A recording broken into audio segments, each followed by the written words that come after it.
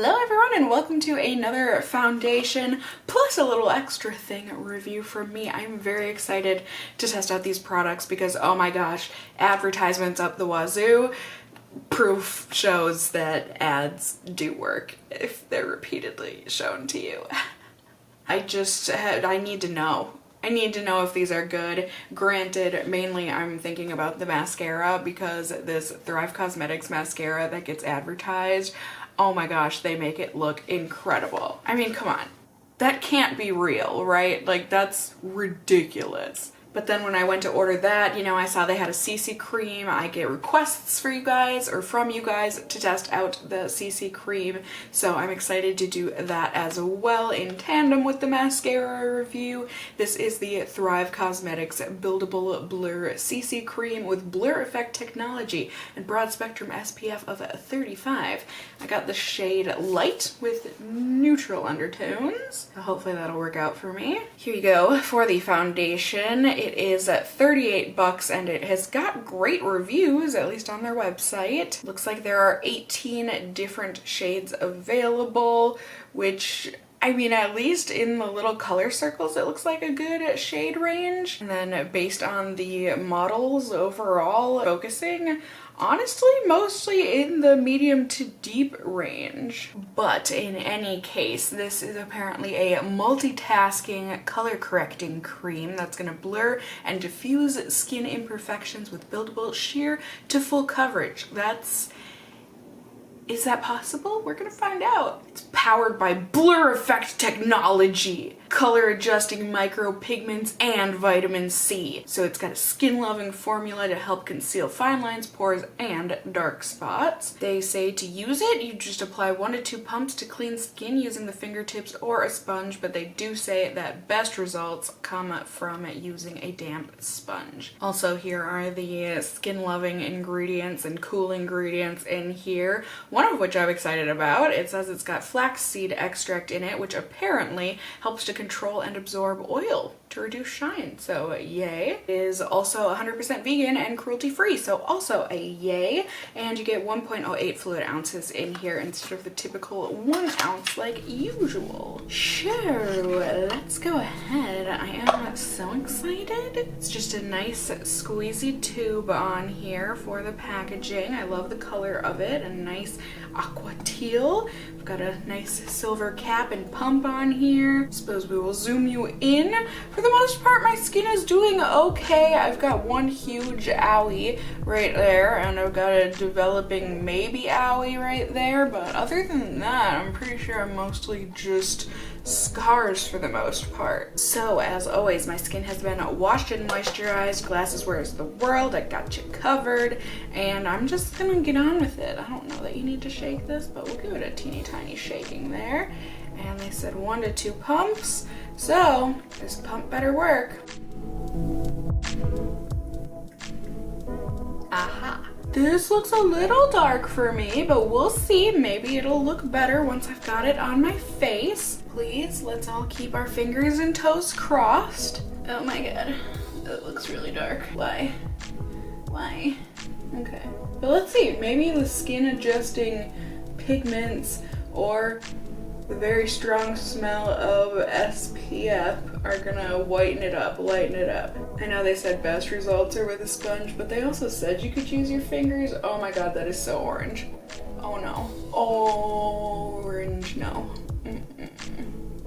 Oh my god, it's so orange. Oh no. Why, Thrive Causemetics? Why?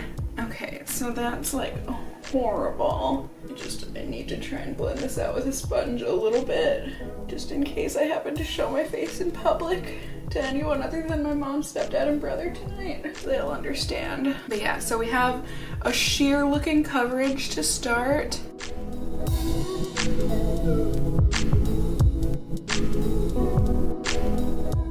I mean, I don't know, maybe it's just because this is my first layer, so, you know, this is the sheer coverage of it, but definitely didn't do much, if anything, to cover this guy. And they say that this can cover, like, bad rosacea. You can't even cover a pimple, at least not yet. So I'm a little skeptical about that claim. But let's go ahead and go in with our second pump of foundation, see if we can get some more coverage and layer this up.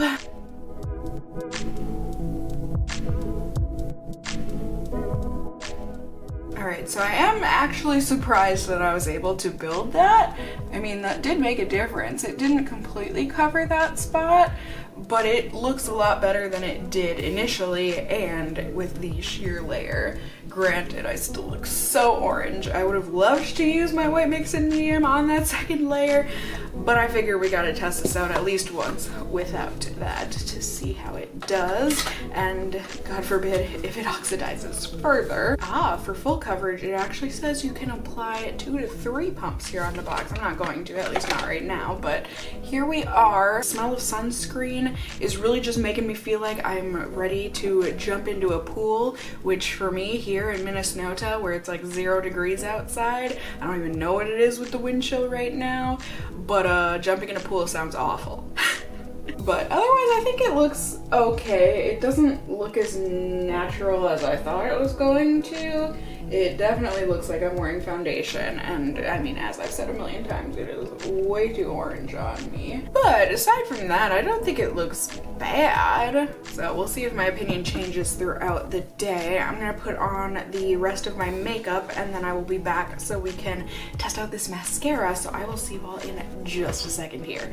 Ready? Ding! All right, so super minty tealy green on my eyes. I am just trying with the new year here, to really test out all of my eyeshadow palettes that I have been, you know, just having sitting around being like, oh yeah, I want to use that, blah, blah, blah, but then I never use it. So I want to actually like test them out. This one is the new ColourPop Mint to Be palette. It's a lot, but like, I don't hate it. I do hate all of the glitter fallout that there was, but in any case, blah, blah, blah, let's test out this mascara, shall we? We shall.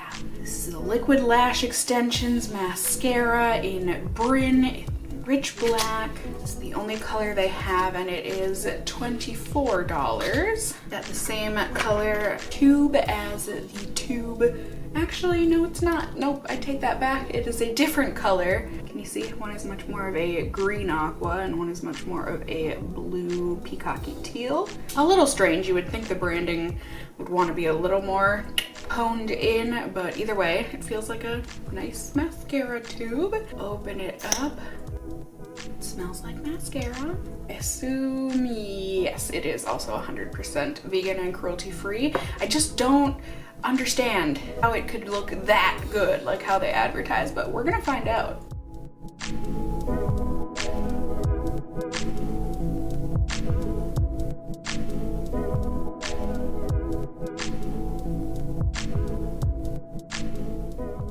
All right, so here we go. Here it is with 2 coats on top and bottom lashes. I did also show with 1 coat on, but this is drying so quickly, or it is the kind of mascara that dries super duper quickly, so I wanted to make sure to not just sit there and talk about how it looked with 1 coat on, because I can go on and on and on, and I didn't want it to dry before I had a chance to put on a second coat. So there it was with the 1 coat. Here it is with 2 coats. I think it looks okay. Like, I don't think it looks as amazing as how they advertised it, but I don't think it looks awful. I think it looks a little spidery and clumpy, if I'm being completely honest. It looks good on my lower lashes, but my top lashes look a little clumpy. They look a bit spidery. So I'm not completely sold on this mascara, although I do find a lot of mascaras, the first time applying it, for whatever reason, isn't as great or doesn't quite show how the mascara is gonna be in the long run. I don't know why that is, but I feel like really on the second and third kind of use, that's when you get to see the true colors of the mascara. So we'll keep seeing it throughout this weekly wear if the mascara improves, but there it is for now. I'm gonna get on with my day, and I will, as always, check in with you guys periodically so that we can see how this foundation, CC cream is doing. We can see if the mascara is hanging in there, if it's smudging or flaking or anything, and just overall, I will end up seeing you guys throughout the day and then at the very end of the night. Ready? Ding! All right, hello everyone. Good evening. It is the end of the night here. I just got home from trashy TV night. I did check in earlier though. I just didn't talk through it. I don't know why, but I didn't. But about 3.5 hours in, I checked in with you all, showed you how the foundation was doing because I was feeling hecka oily before leaving to go to my mom's place, and I thought I should check in with you all so that I could blot. So I thought the foundation looked okay. It wasn't looking awful, but it wasn't looking as great as most foundations would only 3.5 hours in.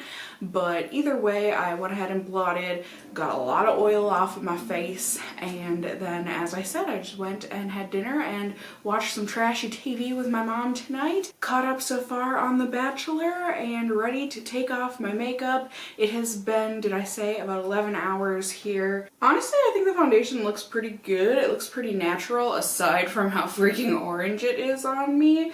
It is certainly looking oily, and when I do touch my face, it does wipe right off and kind of just smears a bunch of it off, but I don't think it looks too terrible. Mascara is also still looking like it did when I first applied it. I don't see any smudging or flaking, so that's great. I am kind of excited to keep on testing this. If I wasn't going on a date tomorrow night, like, I would probably be a little more excited, but you know, oh well, he's gotta learn someday that I sometimes test out foundations that are not the correct color on me, but I'm gonna try and use my white mix-in medium to make it look a bit more correct on my skin. We shall see, and we shall see together. Also, if a primer ends up helping. It was comfy to wear, I guess, except for the fact that if I do touch my face even a little, as I said, the transfer is happening, so hopefully a primer will help with that. As I said, we shall see, and we shall see together. So I will see you all in just a second here. Days will have passed, and then I will be able to give you my final verdict on these two Thrive Causemetics products. So I will see you all just a second here. Ready? Ding! Alright, hello everyone. Good evening. It is multiple days later here, testing out these Thrive Causemetics products. I've got some emotions, and I would like to show and tell you about them. So let's talk about day 2. I went ahead and I used my Guerlain primer on day 2, and also used my Kaja under eye corrector as well as my Too Faced concealer. I just went ahead and used my Guerlain because I had a feeling that was gonna work better, and I was going on a date that night, so like I wanted my makeup to work a bit better than it had on day 1.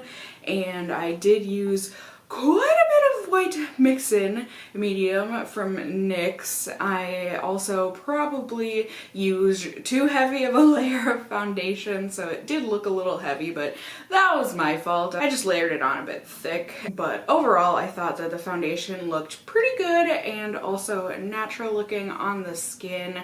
I did notice slight transfer throughout the day, just little times when I would touch my face. I didn't feel a need to check in with you guys before I went out, but when I came home, it had been about 8.5 hours since I had initially put the foundation on, and I came home after the date and was surprised to see how good it looked because we went to like a hot pot type place, so we had like steaming pots of broth underneath our faces all night for a couple hours. So I was surprised. I did look pretty dang oily, don't get me wrong, and it did wipe off my nose, but all things considered, it did last quite well that day. And same thing with the mascara. Now on day 3 here, I used my Smashbox primerizer, and once again used my Too Faced concealer and NYX white mix-in medium, and I made sure to use less foundation to give it a bit more of a proper try. I thought it looked good like usual, no problems really. I checked in at about 5 hours in though, and it's just one of those things where today I was just hanging out around my apartment getting work done, you know, cleaning and actual work type stuff.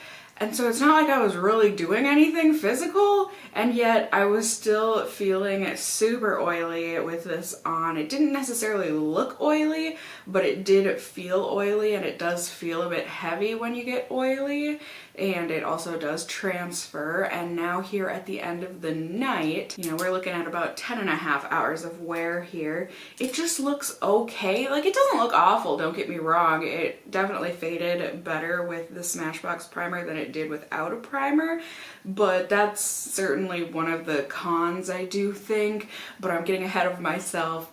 Well, first I will say, just in terms of the mascara, I do like it okay. I do think it looks quite clumpy. It's definitely a look, but if you're okay with that kind of a clumpy spider lash kind of a look, I do think it does good things for the lashes, and it does kind of act as a waterproof mascara. I had no problems with flaking or smudging or any of that, but I do have to double cleanse to get it all off. If I just do one round of cleansing balm, that is not enough. I have to go in with a micellar water after that to get the residual.